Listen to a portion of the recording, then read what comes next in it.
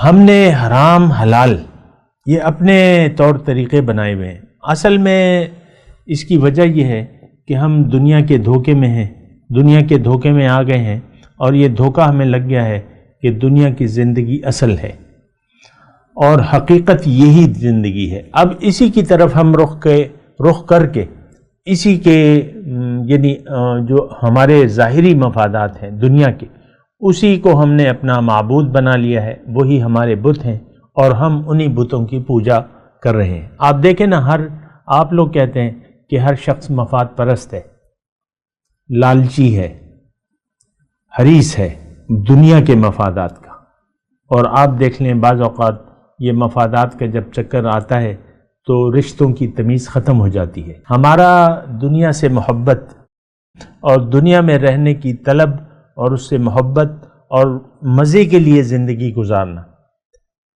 اور مزوں کے پیچھے دوڑتے رہنا، اپنے مفادات کا تحفظ کرنا، یہ ہمارے جو زندگی کا وہ جو رویہ ہے اس میں یہ آ گیا ہے۔ مفاد پرست ہے، ہر شخص مفاد پرست ہے۔